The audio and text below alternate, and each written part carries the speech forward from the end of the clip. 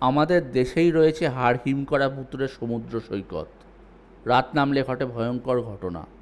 ভুতুড়ে জায়গা হিসাবে ভানগড় দুর্গ বা কুলধারা গ্রামের নাম আমাদের সকলেরই জানা। কিন্তু এদেশে এক ভুতুড়ে সমুদ্র সৈকতও রয়েছে, আজও কেউ ধারে কাছে যায় না। সকালে যে সমুদ্র সৈকতের সৌন্দর্য উপভোগ করতে পর্যটকের ভিড় জমে থাকে, সেখানেই সন্ধে নামা শুরু হলে ভৌতিক পরিবেশের সৃষ্টি হয়। যে সমুদ্র সৈকতে সকালের আলোয় পর্যটকরা ভিড় জমায়, সেই সমুদ্র সৈকতে জনমানবহীন হয়ে পড়ে সন্ধ্যার পরে। লোকের মুখে শোনা যায় যে এই সমুদ্র সৈকতে রাত নামলেই ভৌতিক কাণ্ডকারখানা শুরু হয়ে যায়। সাদা পোশাকে ভূতদেরও দেখা গেছে বলে দাবি করা হয়। আবার কেউ কেউ একটি গোলাকার বস্তুকে ছুটে যেতেও দেখেন মাঝে মাঝে। মানুষের হাসি কান্নার শব্দ ভেসে আসে বিভিন্ন দিক থেকে।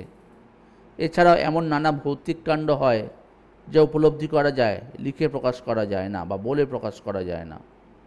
এমনও হয়েছে যে কিছু মানুষ এখানে রাতে থাকার সাহস দেখিয়েছিলেন।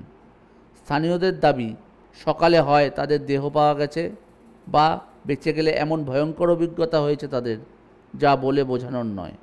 গুজরাটের সুরাট শহর থেকে সামান্য দূরেই অবস্থিত ডুমাস সমুদ্র সৈকত হলো সেই ভৌতিক স্থান, যেখানকার কালো বালি আর ভৌতিক অনুভূতি স্থানীয়দের মুখে মুখে ঘোরে।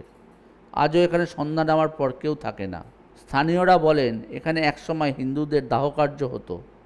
সেই ছাই এত তৈরি হয়েছিল যে বালির সঙ্গে তা মিশে এখন বালির রং কালো হয়ে গেছে।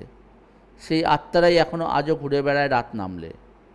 ভারতের অন্যতম ভৌতিক সমুদ্র সৈকত হলো এই ডুমাস বিচ।